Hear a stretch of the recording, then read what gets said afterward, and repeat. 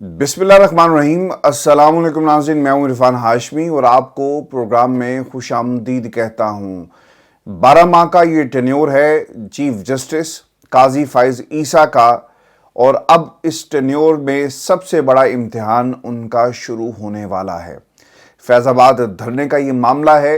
पाकिस्तान के सियासी मंजरनामे पर इस फैसले का क्या असर होगा और इन 12 माह को किस तरह से जस्टिस काजी फ़ाइज़ ईसा साहब जस्टिफाई करेंगे इस फैसले के खिलाफ जाकर। व्यूअर्स, इस मुकम्मल कहानी से मैं पर्दा उठाऊंगा और आपके जो सवालात हैं उनका जवाब भी आज हम इस प्रोग्राम में देंगे। और फिर ख़ास तौर पर नून लीग की जो बाजवा गठजोड़ सियासत थी, अब इनके अपने लोग, इनके अपने कमांडर्स जो हैं इससे पर्दा उठा रहे हैं।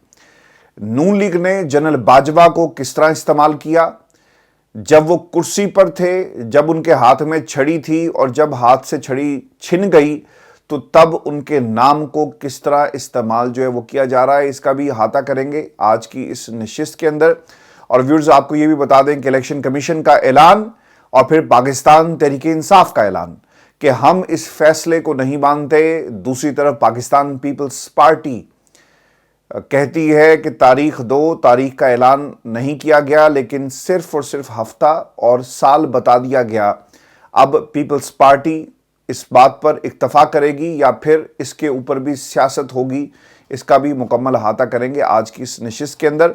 और व्यूअर्स, आपको ये भी बता दें कि आसिफ अली जरदारी साहब जो है वो काफ लीग के चौधरी शुजात साहब से मिलते हैं और वहाँ पर क्या फ़ैसला किया गया। और फिर ख़ास तौर पर लंदन में अब मैदान सजने वाला है। मुकबर जो हैं उन्होंने अपनी मुकबरी कर दी है और शिकायत लगाने के लिए मरीम नवाज़ लंदन लैंड कर चुकी हैं। व्यूअर्स, सबसे पहले आपको ये बताएं कि जस्टिस काजी फ़ाइज़ ईसा साहब का टेन्योर लगभग 12 माह का है। काजी फ़ाइज़ ईसा ने पिछले 5 माह में किसी अदालत के बेंच में अपने आप को शामिल नहीं किया। उमर अता बंदयाल कहते रह गए।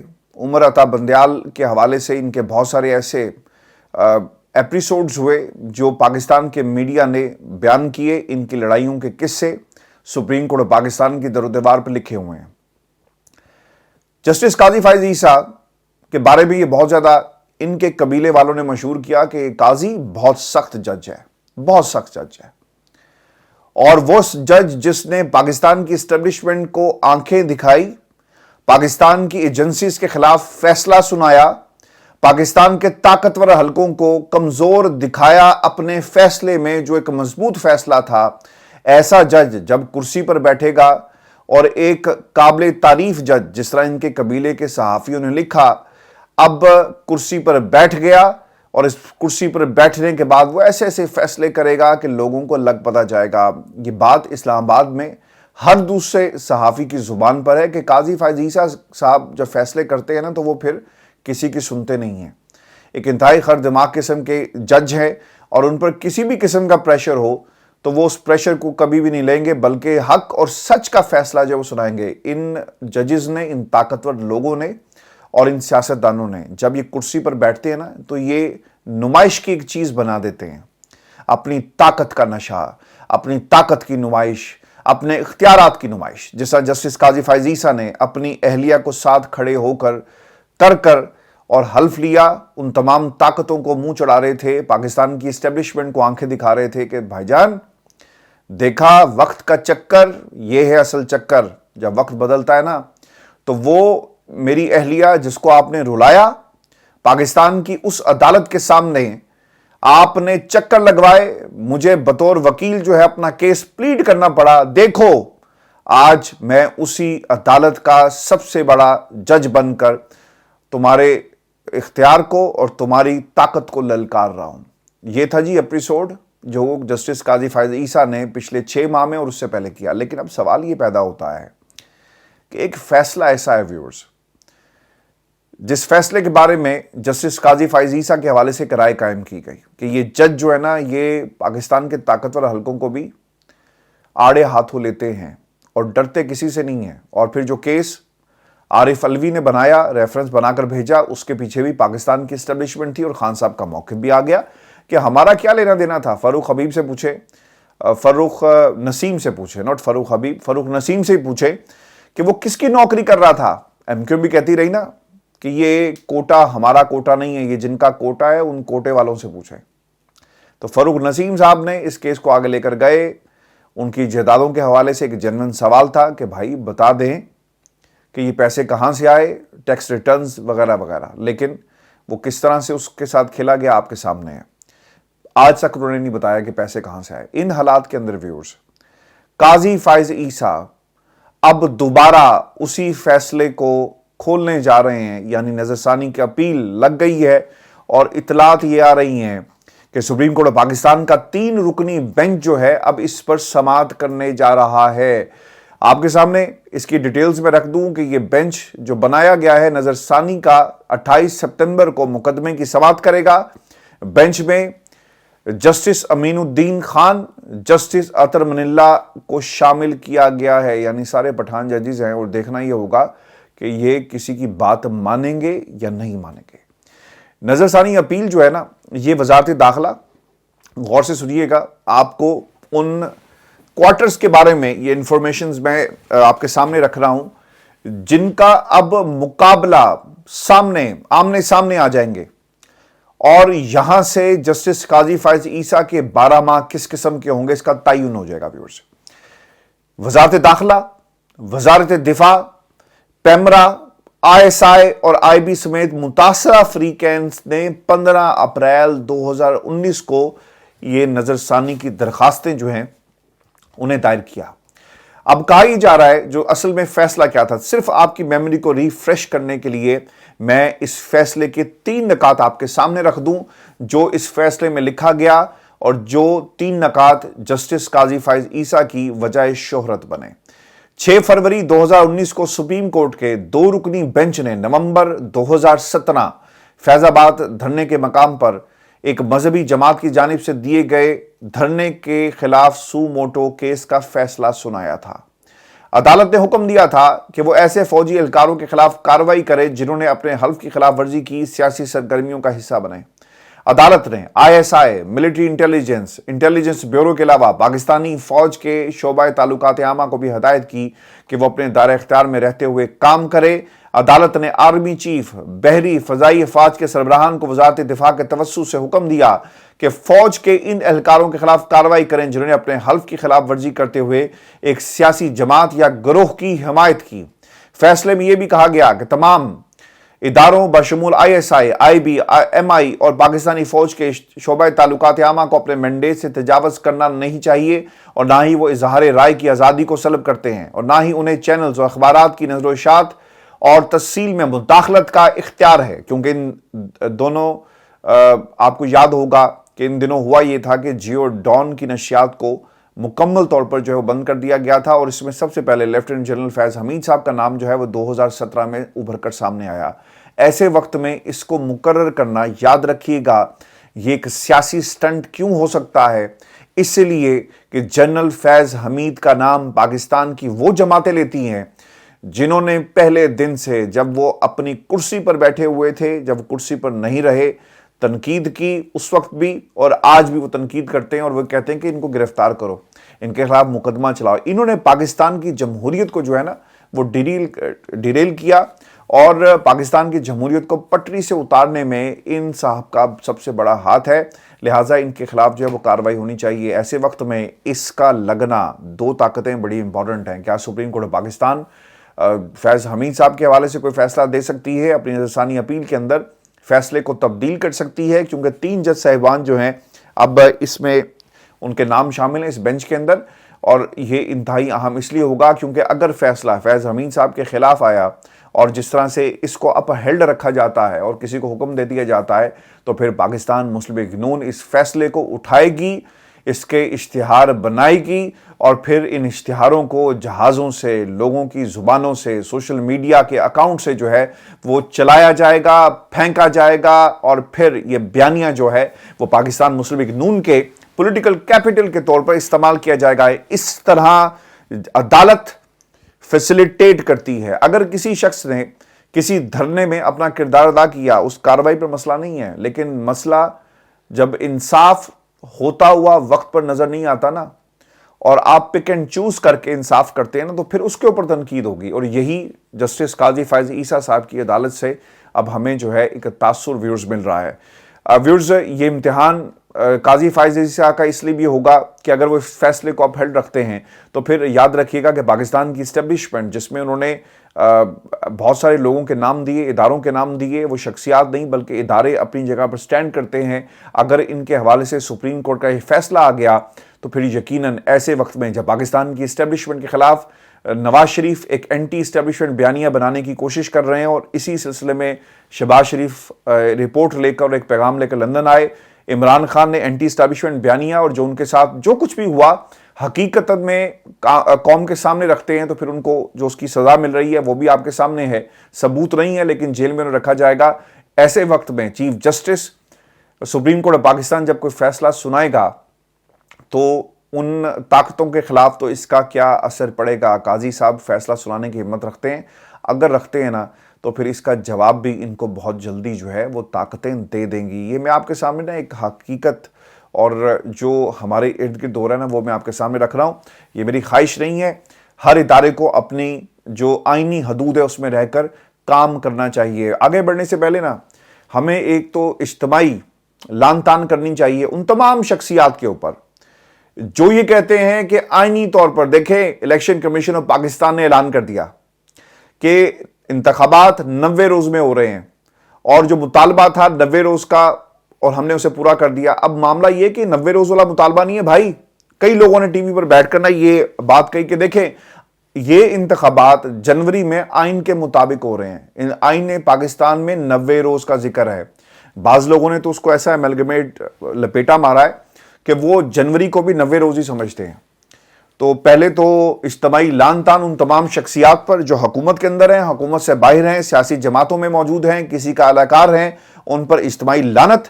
کیونکہ انتخابات جو ہیں وہ 90 روز میں نہیں ہو رہے, وہ کسی کی مرضی سے ابھی صرف جو ہے مہینے کا اور ہفتے کا اعلان کیا گیا ہے. تاریخ ابھی آئی نہیں ہے. اس کے پیچھے ایک کہانی اور بھی ہے, وہ میں آپ کے سامنے آگے چل کر رکھوں گا. لیکن ویورز آپ کو یہ بھی ہم بتا دیں کہ لندن پاکستان کی سیاست کا نا پچھلے 4 برسوں سے بہت بڑا ایک مرکز بنا ہوا ہے. اس لیے کہ نواز شریف صاحب یہاں پر تھے. نواز شریف پاکستان نہیں جاتے تھے. اور وہ کیوں نہیں جاتے؟ کیونکہ ان کا پاکستان میں وہ جو کیپٹل تھا, پولیٹیکل کیپٹل ان کے پاس موجود نہیں ہے. نواز شریف کو اقتدار سے بقول ان کے الگ کیا گیا جنرل باجوہ نے, جنرل فیض حمید نے اور گینگ آف 4 نے. لیکن ویورز حیرانگی کی بات یہ ہے کہ ایک کلیم کیا گیا ہے. یہ لندن میں جو کچھ ہو رہا ہے نا اور جو مقبریاں ہو رہی ہیں اس پر بھی میں آتا ہوں, لیکن ایک کلیم آپ کے سامنے پہلے رکھ دوں, بہت امپورٹنٹ کلیم ہے.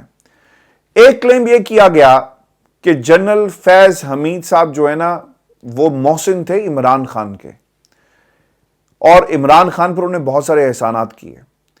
لیکن آج وہ تمام لوگ شاید بھول گئے کہ نواز شریف کے پلیٹلیٹس کو اوپر نیچے کرنے میں جنرل باجوہ کی چھڑی کا ہاتھ تھا.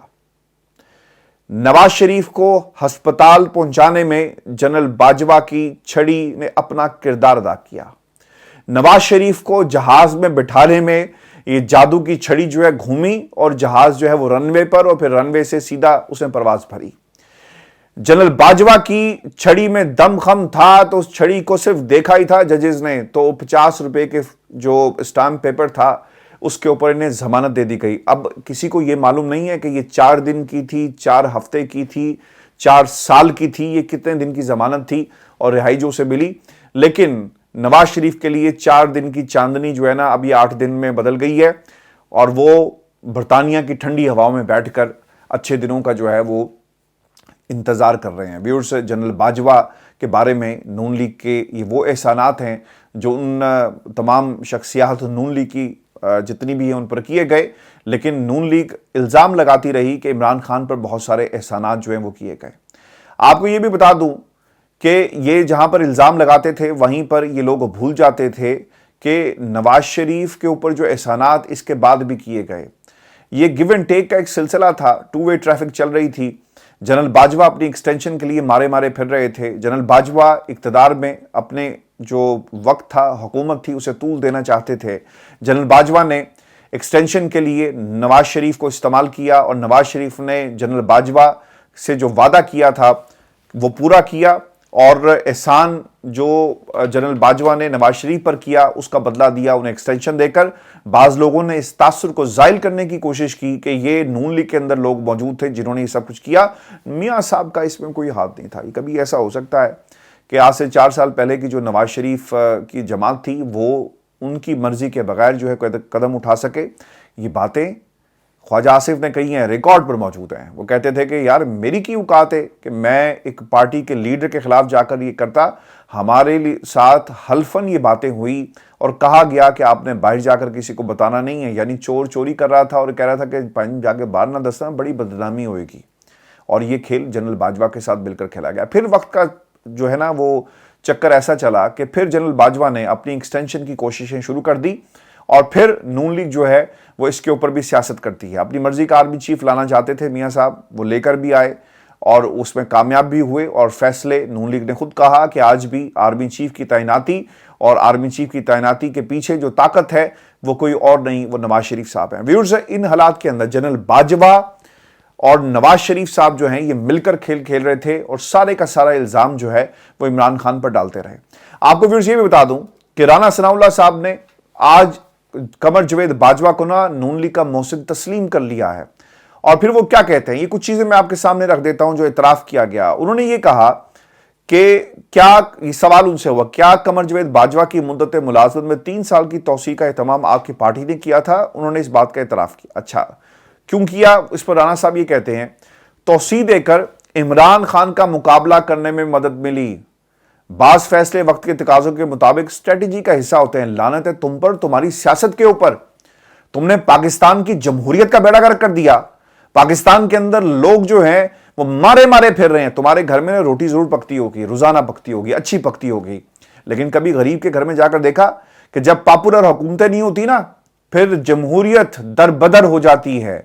لوگوں کو، پاپولر لیڈرز کو پابند سلاسل کر دیا جاتا ہے اور پھر تمہارے جیسے بونے، تمہارے جیسے جھوٹے لوگ جو ہیں وہ پاکستان کی سیاست کے اندر اپنے آپ کو بہروپیوں کی طرح سیاستدان بنا کر جو ہے نا پیش کرتے ہیں اور لوگ بچارے بھوک کے مارے ستائے اچھے دنوں کے خواب دیکھنے والی جو قوم ہے نا وہ بے وقوف بچاری بن جاتی ہے. اور پھر تمہارے جیسے لوگوں کے پاس جو ہے نا وہ اپنے ووٹ کو گروی رکھ کر تمہاری حکومتوں کا انتخاب کرتی ہے. اگر پاکستان کے اندر یہ کھیل نہ کھیلا جا رہا ہوتا نا تو خدا کی قسم آج ہماری جمہوریت جو ہے وہ بہتر انداز میں آگے چل رہی ہوتی. ہر طاقتور نے، چاہے وہ اقتدار کے ایوانوں میں پارلیمنٹ میں موجود رہا یا پھر کہیں اور، اس نے ان کرسیوں کو اپنے مقاصد کے لیے استعمال کیا ہے.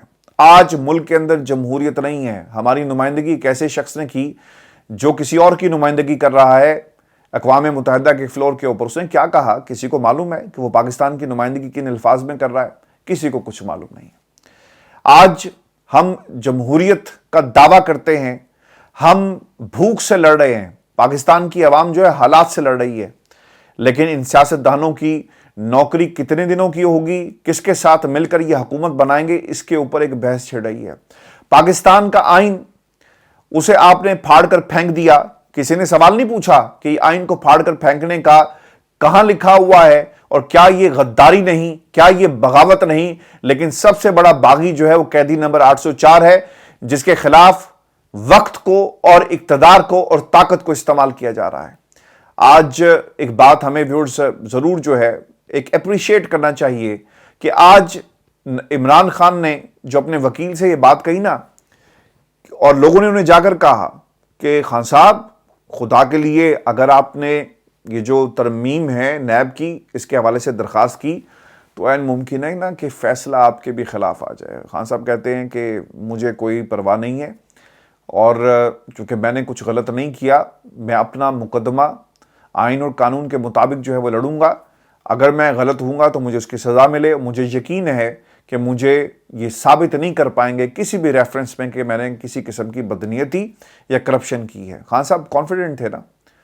اگر نواز شریف یہاں پر ہوتا تو کہتا نا کہ بند کرو اس سارے چکر کو، یہ نہ ہو کہ سارے کیسز ہمارے بھی کھل جائیں. لیکن عمران خان دلیر تھا، عمران خان دلیر ہے، عمران خان بہادر تھا، عمران خان بہادر ہے. اس نے کہا کہ جاؤ کھول دو کیسز کو اور پیچھے نہیں ہٹنا. عدالت سے فیصلہ آئے گا، ہم اس درخواست کو ضرور دیں گے، ہمارے حق میں آئے، ہمارے خلاف ہے، لیکن ہم نے پیچھے نہیں ہٹنا. اور فیصلہ آیا، سوال یہ ہے کہ اسٹیبلشمنٹ کو آپ کریڈٹ دیں، چاہے انہوں نے کچھ مقاصد حاصل کرنے کے لیے سب کچھ کیا، لیکن اگر تمام لوگوں کا احتساب ہو جائے نا تو پاکستان کی سیاست نا ہمیشہ کے لیے ٹھیک ہو جائے۔ یہ وہ مقام ہے جو آج سے کئی برس پہلے مشرف صاحب کے پاس بھی اسی مقام پر وہ کھڑے تھے۔ اگر وہ چاہتے نیشنل ریکنسیلیشن آرڈر نہ کرتے اور تمام جو سیاسی اس وقت پارٹیز تھی اور جو مقدمات تھے انہیں منطقی انجام تک پہنچاتے ہیں نا، تو آج پاکستان میں کرپشن ختم ہو چکی ہوتی کسی حد تک، چلیں ساری نہ ہوتی، کسی حد تک ختم ہو چکی ہوتی۔ لیکن مشرف صاحب کو پولیٹیکلی بیپٹائز ہونے کا بڑا شوق تھا، وہ اپنا ایک سیاسی چہرہ بنانا چاہتے تھے، اور انہوں نے ان طاقتوں سے اور ان مافیا سے ہاتھ ملا کر نیشنل ریکنسیلیشن آرڈر جو ہے وہ دے دیا۔ اگر جسٹ امیجن، آئیڈیلائز کرنے میں کوئی حرج نہیں ہے، ذرا ہم بھی آئیڈیلائز کر لیتے ہیں کہ اگر پاکستان کی اسٹیبلشمنٹ ان مقدمات کو پوری طرح کھول دے اور عدالتوں کو کہے کہ یہ جو ٹرک کے ٹرک آ رہے ہیں نا ان کے اوپر فیصلہ دو اور جلد سے جلد دو، آپ نے انٹیلیجنس کو شامل کر لیا نا، بالکل ٹھیک ہے، لیکن اگر یہ تمام مقدمات اپنے منطقی انجام تک پہنچ جائے نا تو پھر اس سے اچھی کوئی چیز نہیں۔ لیکن ویورز، ایسا ہوگا نہیں، یہ ہر اس شخص کے ساتھ ڈیل کریں گے اور اس لسٹ میں سے ان لوگوں کا نام نکال دیا جائے گا جو ان کے قبیلے میں جوک در جوک داخل ہو جائے گا۔ وہی اسٹریٹجی ہے جو مشرف صاحب نے اپنائی، اور آج بھی اسی اسٹریٹجی کے مطابق جو اب تک کی حالات ہیں ایسا لگ رہا ہے کہ کام ہوگا، اور اس پورے کے پورے کیس کو استعمال کیا جائے گا اپنے مقاصد کے لیے۔ ویورز، میں آپ کو ایک بات یہ بھی بتا دوں کہ رانا ثناء اللہ صاحب کی جو اسٹریٹجی ہے نا، اور جو وہ یہ کہتے ہیں، چونکہ 2 دن پہلے انہوں نے یہ جو بات کہی تھی کہ قمر جاوید باجوہ اور فیض حمید قوم کے مجرم ہیں، تو یہ کس منہ سے فیض حمید کو اور جنرل باجوہ کو قوم کا مجرم کہتے ہیں؟ مجرم تو پھر آپ کو ہے کہ اسٹریٹجی اور مقاصد اور جھوٹ، جس کو آپ نے اسٹریٹجی کا نام دے دیا، اسے مکاری کہتے ہیں۔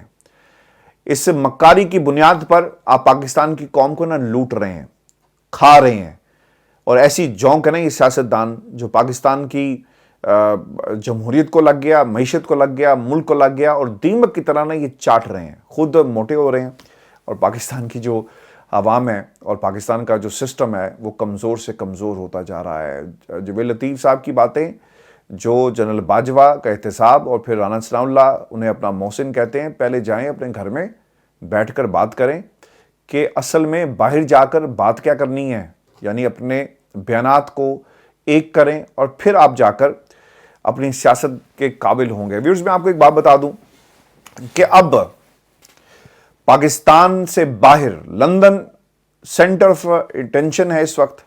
پاکستان سے بہت سارے مجھے آج فون بھی آئے، میں ان کا جواب نہیں دے سکا، ود ڈیو ریسپیکٹ ٹو عیسیٰ نقوی، انہوں نے مجھے آج فون کیا اور میں ان کا بھی جواب نہیں دے سکا۔ اب خیر بہت دیر ہوگی جب میں یہ ریکارڈ کر رہا ہوں، تو انشاءاللہ کل ان سے بات ہوگی۔ میں نے کہا پروگرام میں بیٹھ کر عیسیٰ سے معذرت کر لی جائے، نہیں تو وہ ناراض ہو جائیں گے۔ اچھا، اب ہو یہ رہا ہے کہ مریم نواز لندن پہنچ چکی ہیں، اور شہباز شریف صاحب جب پاکستان سے چلے تھے تو میں نے آپ کو ایک خبر بھی شیئر کی تھی کہ ان کی ملاقات جو ہے وہ ہوئی ہے گجرانوالہ میں کسی غیر سیاسی شخصیت کے ساتھ۔ آج ٹیلی ویژن چینلز پہ وہ خبر چلی بھی ہے اور وہ کنفرمیشن بھی آ گئی۔ پھر یہ بھی کہا گیا کہ مٹی پاؤ والا جو کام ہے اب نہیں چلے گا، وہ بھی کنفرمیشن آ گئی، وہ بھی آج ایک ٹیلی ویژن پروگرام کے اندر باقاعدہ اس کی وہ بات ہوئی ہے۔ تو یہ پیغام لے کر آئے، اور وہ پیغام سیدھا سا ہے کہ آپ نے پاکستان کی اسٹیبلشمنٹ کے خلاف نہیں بولا، اور آپ جس طرح سے بول رہے ہیں یہ بات ہمیں قابل قبول نہیں ہے۔ لیکن ویورز، مریم نواز کا آنا پہلے شہباز شریف سے خبر یہ آ رہی ہے کہ نون لیگ میں بہت سارے ایسے لوگ تھے، ایک سسٹم انہوں نے بنایا ہوا ہے کہ شہباز شریف پر نظر رکھنی ہے۔ شہباز شریف کن لوگوں سے ملتے ہیں، ان کی سیاست کہاں پہ آج کل جو ہے وہ جا کر قیام پذیر ہوتی ہے، رکتی ہے، ٹھہرتی ہے، مشورہ کرتی ہے، اور مریم نواز کو اپنے چچا پر بھروسہ نہیں ہے۔ اقتدار نا بہت بری چیز ہے۔ ہمارے ایک دوست ہیں جی لندن میں، ان سے آج یہ بات ہو رہی تھی، اور وہ نون لیگ کے بہت قریب ہیں، بہت قریب ہیں، تو انہوں نے مسکراتے ہوئے کہا کہ عرفان دیکھو یہ سیاست کتنی بری چیز ہے، اتنی بری چیز ہے کہ یہ گیم آف تھرونز کا نا ایک سیزن بنا ہوا ہے، اور وہ بہت ہی شہباز شریف صاحب کے کیمپ کے نا بہت قریب ہیں، اور گو کہ انہیں شہباز شریف کی حق میں بات کرنی چاہیے تھی، لیکن وہ پاکستان کے بارے میں بات کر رہے تھے۔ یعنی ان کی جماعتوں میں بھی اچھے لوگ موجود ہیں جو پاکستان کا سوچتے ہیں اور پاکستان کے ساتھ وہ جڑے ہوئے ہیں۔ تو انہوں نے اس پورے خاندان کو گیم آف تھرونز کا جو نام دیا، میں ان کا نام نہیں لے سکتا ود ڈیو رسپیکٹ ٹو ہم، لیکن ان کی اجازت ہے کہ ہم ان کے خیالات کو جب چاہیں استعمال جو ہے کر سکتے ہیں، آپ تک پہنچا سکتے ہیں۔ تو پاکستان کی سیاست، گیم آف تھرونز کا ایک نیا سیزن اس وقت ہمیں نظر آ رہا ہے۔ رانی مکھرجی جو ہیں، رانی مریم ناٹ مکھرجی، رانی صاحبہ جو ہیں وہ لندن پہنچ گئی ہیں، اور ان کے پاس خبر یہ ہے کہ شہباز شریف صاحب نے کیا یہ ہے کہ یہ اپنی کرسی کو بنا رہے ہیں پاکستان کی اسٹیبلشمنٹ کے ساتھ مل کر، اور شہباز شریف صاحب خود بھی یہ سمجھتے ہیں کہ بھائی آخری بہار ہے اور زندگی میں دوبارہ اب موقع نہیں ملے گا وزیر اعظم بننے کا، حالات ہمارے ساتھ چل رہے ہیں، اگر مجھے تھوڑے سے بوٹ پالش کر کے یا پھر لوگوں کو منا کر میرا وقت نکل سکتا ہے تو ہم کیوں نہ فائدہ اٹھائیں۔ اگر مریم اور نواز شریف کے پاس حکومت چلی گئی تو پھر کیا ہوگا؟ پھر ہوگا یہ جی کہ پنجاب مریم کا، وفاق نواز شریف کا، جس طرح سے ان کا خیال ہے۔ لیکن ویورز، پاکستان کی اسٹیبلشمنٹ یہ ہونے نہیں دے گی، کیونکہ وائبز اچھی نہیں آ رہی لندن سے، اور نواز شریف صاحب جو ہیں وہ بضد ہیں کہ یار ہم نے ہر صورت جو ہے وہ پاکستان جانا ہی جانا ہے۔ خبر یہ بھی آئی تھی کہ نواز شریف صاحب نے پاکستان جانے کے لیے، اب جانے کے بعد جو جلسے سے خطاب کرنا تھا، شاید یہ جلسہ جو ہے کسی ریلی میں تقسیم ہو جائے، تبدیل ہو جائے، اور اب اس کی جو ہے وہ تیاری کی جا رہی ہے۔ لیکن مجھے ایسا لگتا ہے کہ شہباز شریف اسٹیبلشمنٹ کا جو پیغام لے کر آ رہے ہیں نا، یہ ان کے لیے اتنا سادہ اور اتنا آسان نہیں ہوگا کہ اب وہ پاکستان جا سکیں، چونکہ میاں صاحب نے نا کوئی راستہ چھوڑا ہی نہیں ہے، اور وہ یہ کہتے ہیں کہ بھائی ہم نے ان لوگوں کو ہر صورت ان کے انجام تک جو ہے وہ پہنچانا ہے۔ ویورز، ان حالات میں پاکستان کے الیکشن کمیشن نے اعلان تو کر دیا، پیپلز پارٹی جس کا میں نے شروع میں تذکرہ کیا تھا، وہ سیاست پتہ کیا کر رہی ہے؟ ایک سوال میں آپ کے سامنے بیان کر دوں اور اس کا جواب بھی آپ کے سامنے رکھ دوں۔ پیپلز پارٹی نے ایک پریشر بلٹ اپ کیا، بار بار وہ کہہ رہے تھے کہ نون لیگ کو کہ جناب ہمیں لیول پلینگ فیلڈ دی جائے، اور لیول پلینگ فیلڈ نون لیگ کو یہ احساس ہو گیا کہ یار کل کو اگر ہم انتخابات جیت گئے تو ہم نے مل کر سیاست کرنی ہے نا، ہم مل کر پھر حکومت بنائیں گے۔ تو یہ نہ ہو کہ پاکستان پیپلز پارٹی جو ہے ایسی پوزیشن میں آ جائے اور تحریک انصاف ایسی پوزیشن میں ہو کہ یہ مل کر کہیں حکومت نہ بنا لیں، تو پھر ہمارا کیا ہوگا؟